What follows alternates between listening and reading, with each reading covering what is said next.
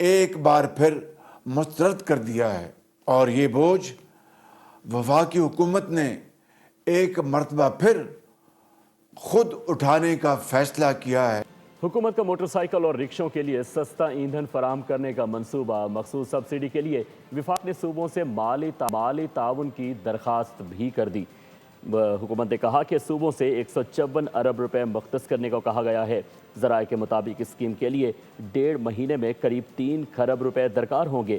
معاملے پر صدر مملکت، وزیر اعظم اور وزرائے اعلیٰ کا اہم اجلاس آئندہ ہفتے متوقع ہے۔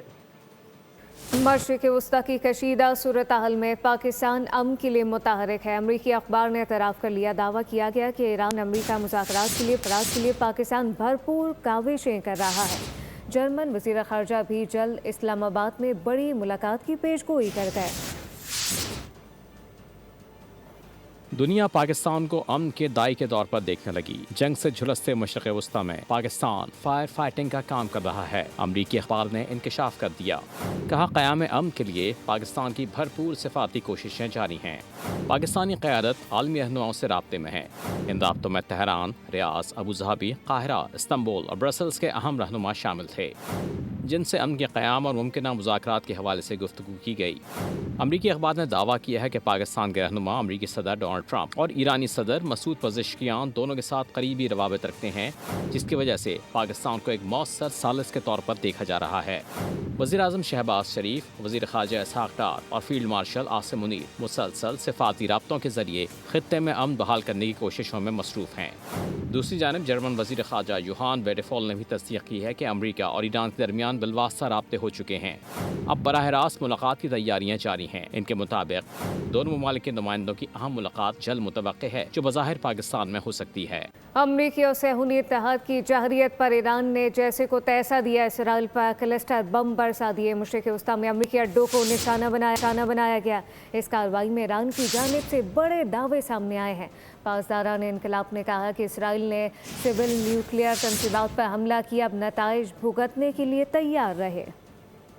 امریکہ اور اسرائیل کی ظالمانہ کارروائیوں سے ایران ڈرا نہیں، ڈٹا رہا۔ اسرائیل پر کلسٹر بموں کی بارش کر دی، تل ابیب میں کثیر المنزلہ عمارتوں کو نشانہ بنایا۔ اسرائیل نے ایک شخص کے ہلاک اور 2 کے زخمی ہونے کی تصدیق کر دی۔ کویت میں امریکہ کے 6 بحری جہاز تباہ کرنے کا دعویٰ کیا۔ یہ حملے الشویخ بندرگاہ پر کیے گئے۔ ایرانی میڈیا کے مطابق 3 لڑاکا جہاز سمندر میں غرق ہو گئے، جبکہ 3 میں آگ لگ گئی۔ دبئی کے ساحل اور ایک ہوٹل میں امریکی اہلکاروں کو خودکش ڈرون سے نشانہ بنایا گیا۔ ایرانی حکام کے مطابق دونوں حملوں میں کئی امریکی فوجی مارے گئے ہیں۔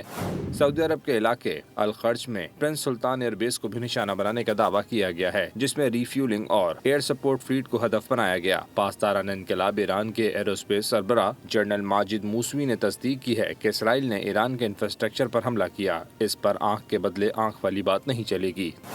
دوسری جانب سعودی عرب نے حملوں کے مقامات کو رپورٹ کرنے پر پابندی لگا دی۔ سعودی وزارت داخلہ کے مطابق حملوں کے مقامات کی معلومات پھیلانے سے قانونی کارروائی کا سامنا ہو سکتا ہے۔ ایران سے متعلق امریکی صدر نے ایک بار پھر بلند و بانگ دعوے کر دیے۔ ٹرمپ نے کہا کہ ایران معاہدے کے لیے بےتاب ہے۔ ٹرمپ نے کہا کہ ایران کی جانب سے انہیں تیل بردار جہاز بھی بھیجے جا رہے ہیں۔ انہوں نے یہ کہا کہ آبنائے ہرمز کے لیے آبنائے ٹرمپ کی اصطلاح بھی استعمال کی اور فوری طور پر معذرت بھی کر لی۔ Negotiating to make a deal. They're begging to make a deal. Turned out I was right. They were negotiating, which they admitted 2 days later. And in order to make up for their misstatement, they said, we're going to send you 8 ships of oil. And the following day I saw, this is 2 days ago, I saw on one of the networks, very strange, there were 8 ships of oil coming out of Iran. And then they actually said, we're going to add an extra 2. And they added an extra 2, so we had 10 ships. And then people realized we were actually negotiating. We're negotiating now, and it'd be great if we could do something, but they have to open it up. They have to open up the Strait of Hormuz.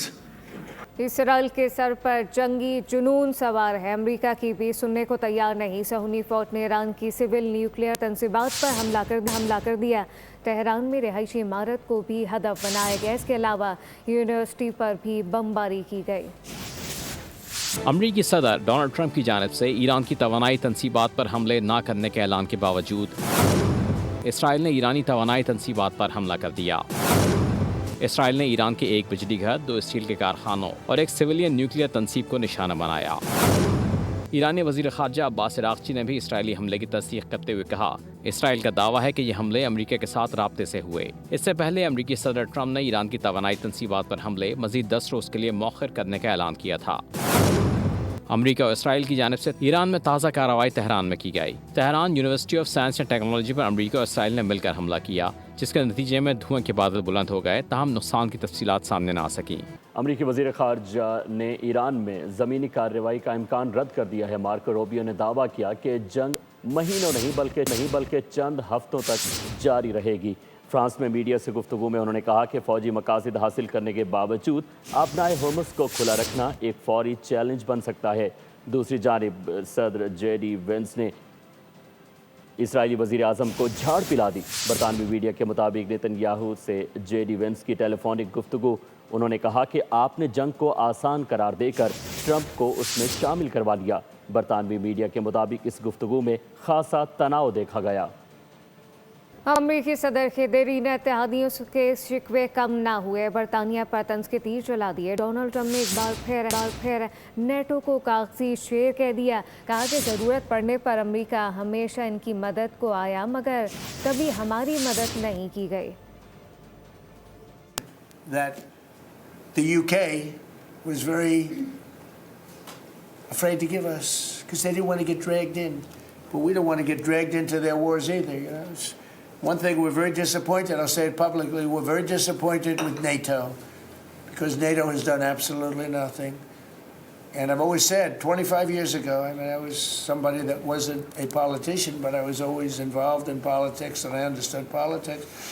I said 25 years ago that NATO's a paper tiger, but more importantly that we'll come to their rescue, but they will never come to ours. Pakistani सियासी क़यादत ने GSP+ status ख़त्म करने की कोशिश को खुली माशी तकरीब कारी करार दे दिया। अताउल्ला तारड़ के मुताबिक एक जमात सियासी मफाद के लिए मुल्क दुश्मन अनासिर के साथ साजिश में मसरूफ़ है। नबील गबोल और डॉक्टर शर्मिला फारूकी ने गैर जिम्मेदाराना बयानात की शदीद मजम्मत की। पाकिस्तानी क़यादत ने GSP+ स्टेटस ख़त्म करवाने की कोशिश को खुली मुआशी तकरीब कारी करार दिया। वफाकी वज़ीर इत्तलात अताउल्ला तारड़ ने कहा कि एक जमात अपने सियासी मफाद के लिए मुल्क दुश्मन अनासिर के साथ साजिशों में मसरूफ़ है। सियासी मुखालफत में मुल्क की तज़हीक नाकाबिले बर्दाश्त है। PTI ने अपने 4 साल इक़्तिदार में मुल्क को नुकसान पहुँचाने के लिए हर हरबा इस्तेमाल किया। नबील गबोल ने कहा कि GSP+ स्टेटस को मनसूख करने के लिए पाकिस्तान मुखालिफ तकरीब कारी PTI के रंगों में लिपटी सीधी गद्दारी है। डॉक्टर शर्मिला फारूकी के मुताबिक PTI रहनुमाओं का GSP+ स्टेटस से मुताल्लिक रद्द-ए-अमल इंतहाई गैर जिम्मेदाराना है। GSP+ से लाखों लोगों का रोजगार वाबस्ता है। इमरान इस्माइल ने कहा, पाकिस्तान के GSP+ स्टेटस को मुअत्तल करने का मुतालबा गैर ज़रूरी और गैर जिम्मेदाराना है। उज़्मा बुखारी के मुताबिक पाकिस्तान पर पाबंदी लगवाने के लिए प्रोग्राम मुल्क दुश्मनों के साथ रखा गया। शाजिया मरी ने कहा, गैर संजीदा गुफ्तगू कौमी मफाद के खिलाफ है, बरामदात और आलमी साख मुतासिर हो सकती है। राना एहसान अफजल के मुताबिक पाकिस्तान को मुआशी नुकसान पहुँचाने का खानदान एक साथ है। सब्सक्राइब करें और बेल दबाएं ताकि कोई खबर रह न जाए।